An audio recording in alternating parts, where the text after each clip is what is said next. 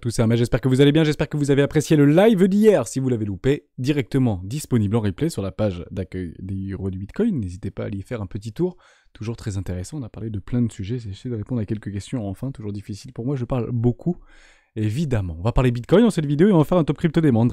Alibaba, on va parler d'une action. Pour le coup, c'est Jérémy qui voulait qu'on en parle, avec grand plaisir d'en parler, de Alibaba. Ren, Solana, je ferai une petite bifurcation sur Uniswap parce qu'il se passe des choses plutôt intéressantes. On regardera aussi quelques investissements que j'ai fait il y a quelques semaines, quelques jours maintenant, et éventuellement vous dire pourquoi on commence maintenant. Avant de commencer, je vous invite toujours à rejoindre le Discord des rois du marché. Vous trouverez le lien dans la description à l'intérieur, une documentation qui s'appelle la stratégie 4 rois. N'hésitez pas de l'utiliser, vous en imprégnez, vous en inspirez pour vous aussi trouver votre propre style d'investissement, que ce soit sur le court, moyen ou plus long terme. On commence très rapidement avec BTC. Rien ne change par rapport à BTC, on continue, ces acheteurs sont forts. On avait fait une vidéo à ce sujet il y a quelques jours. Les boules en contrôle total de ce momentum, effectivement, on continue à le voir, les dips sont extrêmement faibles, on fait un tout petit peu de chasse à la liquidité, je suis actuellement en daily, et on continue à aller potentiellement aller faire de nouveaux plus hauts. C'est le but, bien évidemment, hein, c'est de laisser rentrer un minimum de personnes, donc le cours monte avec un minimum de personnes, mais chute avec un maximum de personnes. À quel moment les bears vont craquer, à quel moment les bears vont switcher de mentalité, peut-être au pire moment, là où beaucoup prendront très probablement des profits. Et évidemment, on m'a parlé, c'est José, qui parlait potentiellement d'une Death Cross sur BTC. Je n'en vois pas personnellement, les Death Cross et les Golden Cross ne se passent que sur les timeframes en daily, sur des EMA 50 et EMA 200. Donc on va le mettre ensemble, avec grand plaisir de le regarder ensemble, bien évidemment, je vais juste enlever tout. Actuellement, je ne vois strictement rien, on est toujours en fait sur le coup de cette Death Cross ici, on commence potentiellement à inverser cette dynamique tendancielle sur les EMA 50 et EMA 100 qui commence à s'aplatir. Plutôt joli de l'observer, on avait eu déjà cette Golden Cross juste là, c'était après précédent pump juste ici, donc si ça continue à consolider, on finira bien évidemment par l'avoir, puisque le cours sur une EMA 50 tend à mieux s'apprécier par rapport et aller plutôt vers le nord, et évidemment, c'est exactement ce qu'on a observé ici, et les Death Cross sont pas forcément bien suivis si on commence à prendre des plus grosses timeframes, mais ça se rappellera plus une Death Cross ou une Golden Cross, ça s'appellera justement un croisement entre la EMA 50 et la EMA 200, quelle que soit la timeframe que vous utilisez en dehors du daily. Néanmoins, si vous prenez le S&P 500, on n'est pas loin de le faire, hein, cette Golden Cross, on avait fait cette Death Cross ici, on était parti chercher une zone de rechargement de vente complètement logique, on peut remettre par rapport à nos indicateurs techniques, et puis derrière, on est potentiellement en train de faire, ou en tout cas d'essayer de faire, une Golden Cross. Ici, on l'a également sur les contrats futurs. Hein, on n'y est pas si loin. Ce serait potentiellement un signal boule, que ce soit pour les algorithmes ou que ce soit pour la psychologie, bien évidemment, des investisseurs et peut-être traders qui switcheront de bear à boule. On voit autre chose sur le DXY. DXY a bien fait sa Death Cross par rapport à ce qu'on avait vu précédemment. Golden Cross ici, un magnifique rallye. Et puis maintenant, potentiellement, la fin de la musique, la fin de la partie, malheureusement, pour le DXY. Plutôt bénéfique, très probablement, pour l'ensemble des marchés et notamment nos cryptos préférés. On la suivra bien évidemment de près. Généralement, elles sont bien suivies, hein, cette Death Cross sur le DXY, sur les timeframes en daily. Hein. Généralement, les rebonds sont faibles. Donc, je sais que beaucoup potentiellement essayer de l'encadrer, un rebond du dollar index, c'est pas ce qu'on est en train de voir sur la charte. Clairement, c'est pas ce qu'on est en train de voir. En fait, il n'y a aucune raison techniquement de voir ce prix se réapprécier. Hormis que nous sommes actuellement sur un énorme support qui faisait office précédemment de résistance. Là, ici, backtest 1, backtest 2, on craque. Derrière, on pousse extrêmement fort au nord. Et puis là, on revient en fait sur un ancien support qui fait maintenant office de résistance.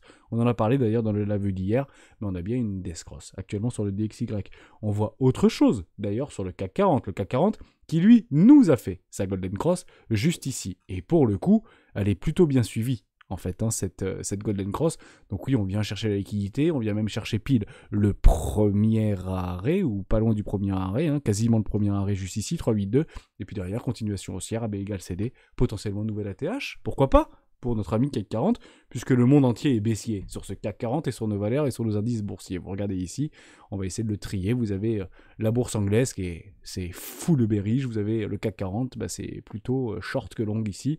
Vous avez le DAX par rapport à l'Allemagne aussi, très bearish. Et puis vous avez un tout petit peu plus loin Wall Street qui revient potentiellement haussier, faites attention. Peut-être une zone de rechargement, nos objectifs de prix et éventuellement un retournement dans une zone de rechargement de prix complètement logique. Généralement, il aime bien le S&P 500 nous faire un nouvel ATH, mettre tout le monde d'accord, et puis derrière, gros crash. Retour en 2018, ça vous rappellera potentiellement des souvenirs pour ceux qui étaient, et très probablement de très mauvais souvenirs, évidemment. Voilà, j'ai pas plus de choses à dire, on va pas faire d'order flow, il n'y a pas grand chose qui a bougé, on est plutôt bear actuellement sur ce marché, on a une réappréciation assez forte, assez franche au niveau des open interest, plutôt en faveur des longues ici, puisque le ratio long short est plutôt en faveur des shorts, donc plutôt en faveur des longues, puisqu'il y a plus de shorts, de vendeurs à découvert que de personnes qui longuent ce marché. On a complètement un aplatissement relativement franc au niveau du CVD sur les contrats spot, sur le spot, et un aplatissement, voire une latéralisation totale sur les contrats futurs, en attente d'une résolution. Ça peut durer plusieurs jours, on avait donné cette target par rapport au 27 janvier prochain, les expirations des options au niveau de Bitcoin, au niveau d'Ethereum, et également le CPI, le CPE Core, pardon,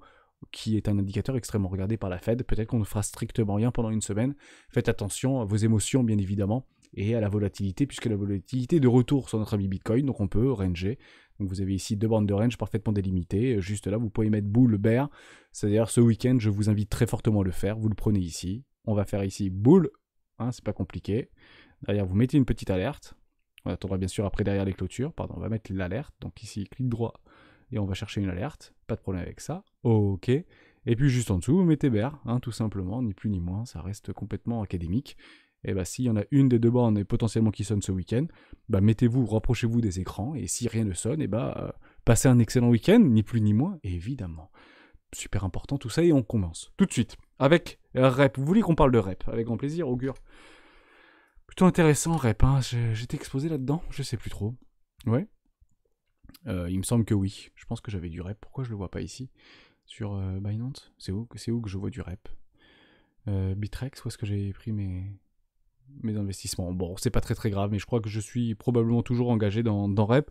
Ce fameux, en fait, ce fameux projet, en fait, qui permet de révolutionner tous les paris sportifs et les paris, entre guillemets, de façon générale, ou les jeux d'argent, si vous voulez.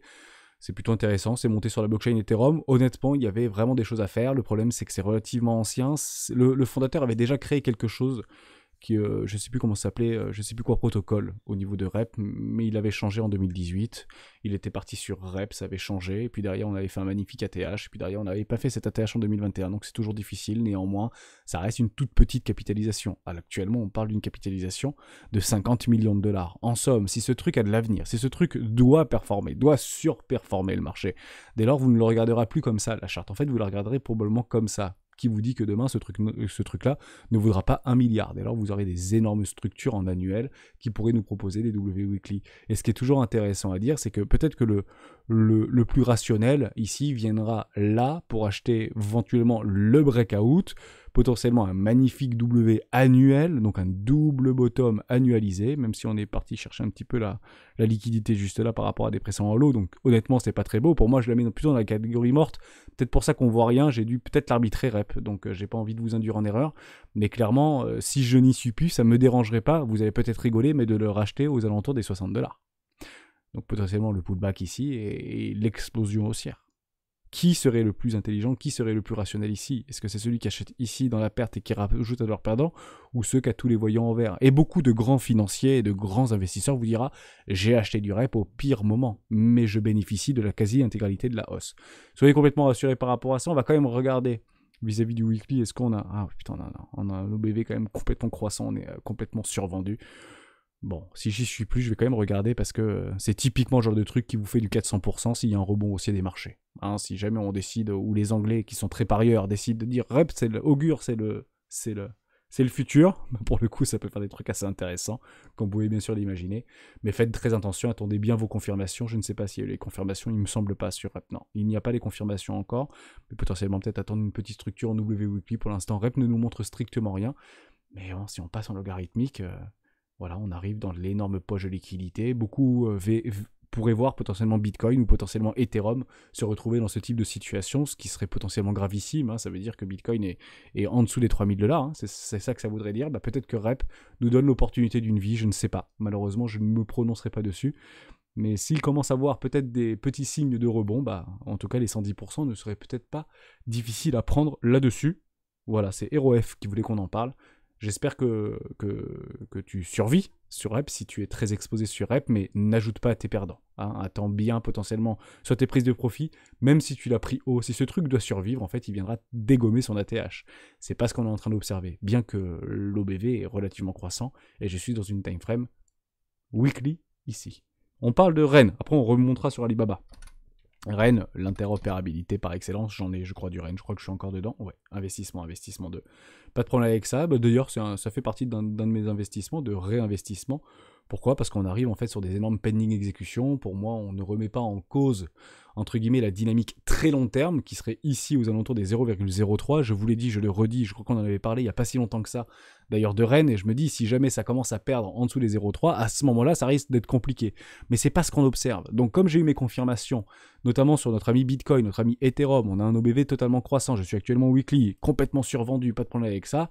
Derrière, c'est typiquement le genre d'asset qui peut faire des grosses envolées. Et ce qui est intéressant, c'est qu'investissement 1, investissement 2, mon prix moyen est autour des 0,20 je pense, bah mon pending exécution sera très proche des 0,50, voilà.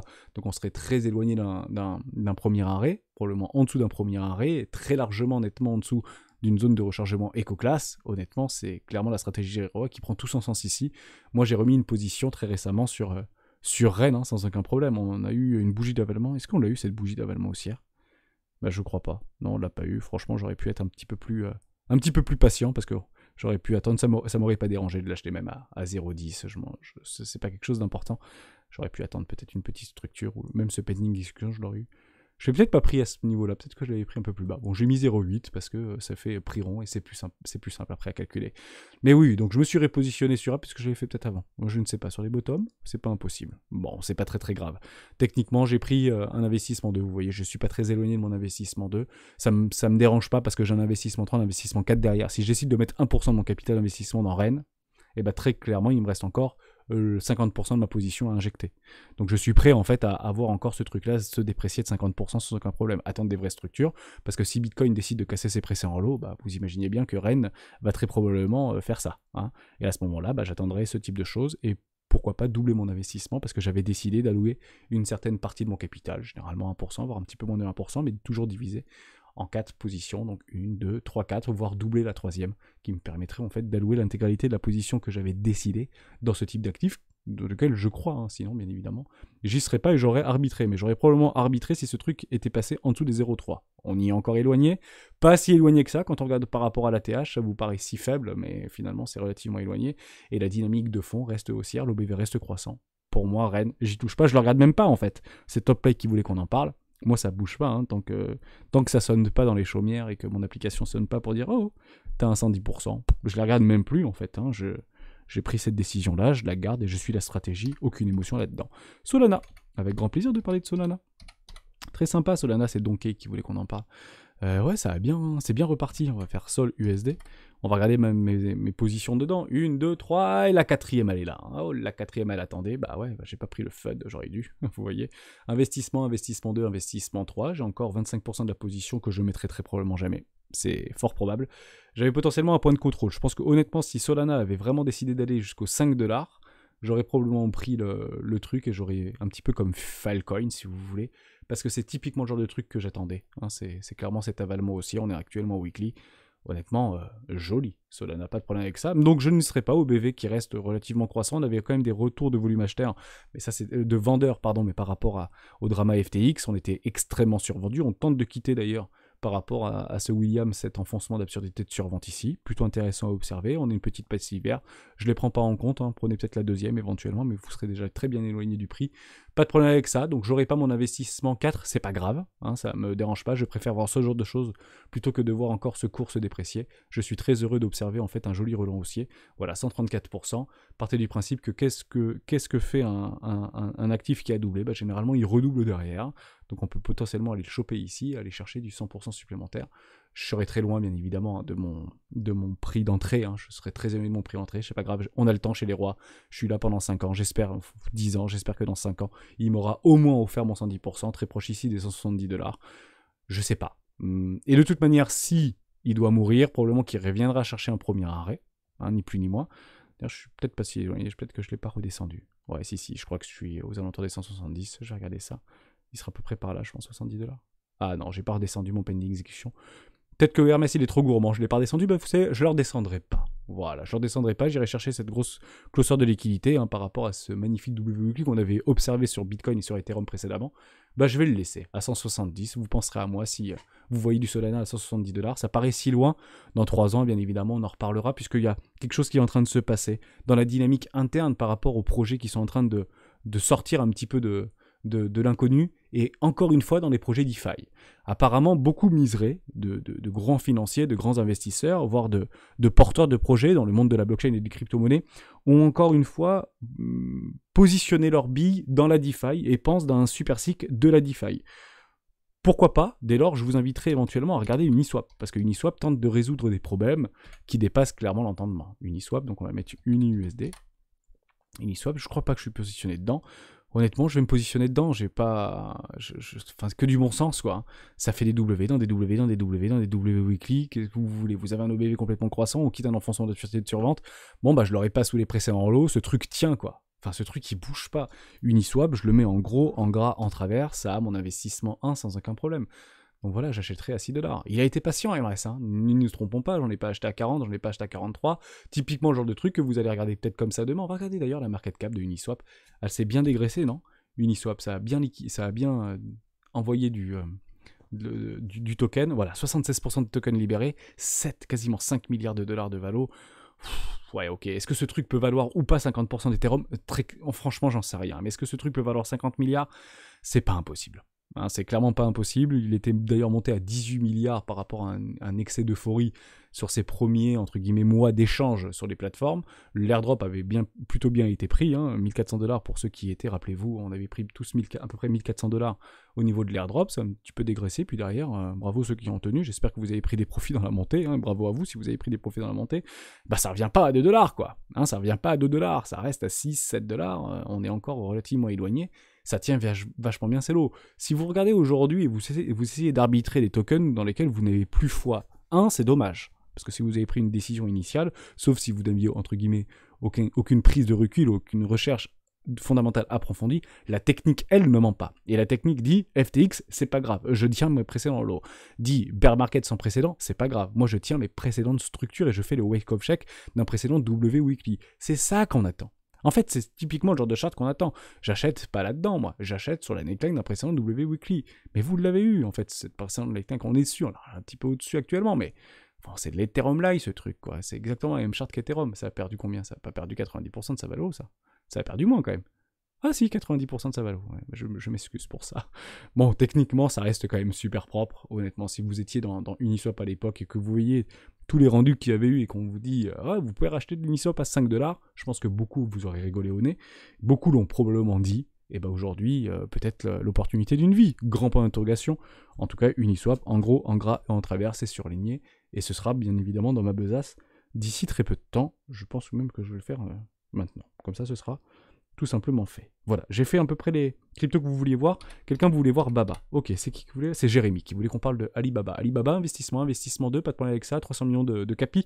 Donc c'est Alibaba, il n'y a pas de problème. C'est toujours pareil, je dis souvent, on ne parie pas contre les Américains. Oui, on ne parie pas contre les Américains, mais ça ne veut pas dire qu'on ne peut pas pondérer son portefeuille avec des valeurs asiatiques. Je ne le cache pas. J'ai du NIO, j'ai du Xiaomi, mais j'ai du TME, j'ai du plein de trucs chinois. Mais sur des toutes petites quantités pour diversifier des valeurs asiatiques, des valeurs coréennes, des valeurs françaises, des valeurs américaines, des valeurs allemandes, des valeurs anglaises, pas de problème avec ça. Il faut pondérer, diversifier, plutôt axé valeurs tech, donc je ne peux pas dire que je suis extrêmement diversifié, mais ça reste plutôt intéressant à observer, donc pas de problème avec Alibaba, on est en train de faire des arrachements haussiers, l'OBV et volume acheteur de nouveau croissant sur des petits time frames, mais relativement décroissants sur du plus long terme, c'est pas grave, on est en train de faire des avalements haussiers, vous commencez à avoir des breakouts au niveau des 125-130, ça reste plutôt positif, et la fin du zéro Covid est plutôt de bon augure, sachant que Jack Ma, je crois qu'a quitté sa société de paiement, enfin de sa banque en ligne ou sa fintech, me semble-t-il. Il est parti de la gestion, il a bras de fer perdu contre l'État chinois. Donc toujours on marche sur des œufs. Hein, c'est vrai que parfois on a du mal à comprendre en fait ces politiques, cette gouvernance qu'il y a au sein de la Chine. Ça ne veut pas dire que ça ne peut pas surperformer ou fortement performer. Je vois pas pourquoi Amazon il serait valorisé 2000 milliards et Alibaba 300 milliards, alors que ça fait de la thune. Vraiment, ça fait de la thune ce truc. Hein. Vous regardez les chiffres, ça fait 1 milliard d'euros par trimestre. Quoi. Vous voyez, ici 2 milliards de revenus, ici 1 milliard de bénéfices. C'est du bénéfice. Hein. C'est 1 milliard, 1 milliard, 1 milliard, 1 milliard. Je vois des trucs qui font pas 1 milliard et qui sont valorisés plus de 300 billions de dollars, si vous voulez. Hein. 300 milliards, ça reste une belle opportunité. On est parti chercher tous les futurs millionnaires de Alibaba, probablement beaucoup d'Asiatiques et bons pères de famille. Bah, je me positionne là-dedans, investissement 2. Je suis déjà au-dessus de mes investissements et puis probablement qu'on m'offrira mon capital d'ici très peu de temps et j'en suis très content. Je vais aller très vite. J'ai réinvesti dans Tezos, XTZ. Juste ici, Tezos, XTZ, USD, investissement 3, pas de problème, on est parti chercher des précédentes poches, j'ai eu mon pending exécution, avalement aussi en weekly, investissement 3, boum, je n'en reparle pas, j'en ai beaucoup parlé au niveau des rois du Bitcoin. Basic Attention Token, même chose, même combat, investissement 3, investissement 4, investissement 3, pending exécution ici par rapport à des précédents lots, on rebondit, avalement aussi, arrachement haussier, je le reprends dans la montée, investissement 3, j'y crois, je pense que ce truc peut valoir beaucoup plus que ce qu'il en est actuellement, pas de problème avec ça. NIR investissement 2, complètement logique, je vous l'avais dit également, NIR USD, j'ai fait un nouvel investissement, voilà, juste là, il y a quelques temps d'ailleurs, hein, je l'ai pending exécution, on est parti chercher une poche de liquidité juste ici, derrière, ça part, pas de problème avec ça, très content de l'observer, bien évidemment. On continue avec ENS et je finirai là-dessus, j'ai fait aussi Flux, mais je vous l'avais dit, j'ai fait aussi ILV, VET, donc très intéressant, non, ENS, pardon, bougez pas, ENS, Ethereum, Name Service, oh pardon, c'est moi je le prends mal en fait, USD, je l'ai pas. Et on finira là-dessus, comme ça je vous laisse... Non, c'est pas ENS. C'est moi qui le bug. Ethereum, Name Services. Eh ben, pourquoi tu me le donnes pas? Bon, mais il me le donnait pas, c'est pas très grave. J'ai fait un investissement là-dedans. Je pense que honnêtement, j'ai pas été trop gourmand, j'ai été extrêmement patient. On casse pas les pressants en lot, on a fait des ruptures haussières en weekly, on fait des W weekly confirmés. Je l'ai acheté sur le tout petit pullback. J'ai dû l'acheter vers les 15$ ou 14$. Je sais plus. Bon, bref, c'est mon prix d'entrée. Pas de problème. Si vous le prenez là... Honnêtement, peut-être que demain on le regardera comme ça, ce truc-là. Investissement 1, il me reste du capital pour investir dedans. Investissement 2, investissement 3, investissement 4. Si Bitcoin valait à 10 000, pas de problème avec ça. Je l'accompagnerai. J'aurais malheureusement pas eu raison, mais l'objectif, c'est pas d'avoir raison, c'est de gagner, bien évidemment, sur les marchés. Donc gardez du cash, protégez-vous, validez votre capital, ne vendez pas trop vite, mais prenez vos profits lorsqu'ils se présentent, et évidemment. Je vous embête pas plus longtemps, on aura fait une courte vidéo. Si vous avez d'autres cryptos que vous voulez que j'aborde, avec grand plaisir de les aborder dans les rois du Bitcoin. Vous me les mettez directement en commentaire. Et si vous faites, je vous l'avais dit par rapport à hier, on a fait beaucoup de likes sur le live. Si on dépasse les 1000 likes sur le live des rois du Bitcoin d'hier, je offrirai lundi une clé Ledger Nano X. Merci à toutes et à tous d'avoir suivi cette vidéo jusqu'au bout. Je vous souhaite une excellente journée sur un Bitcoin à 21 340$ lorsque je tourne cette vidéo hier soir en fin de journée. Ciao.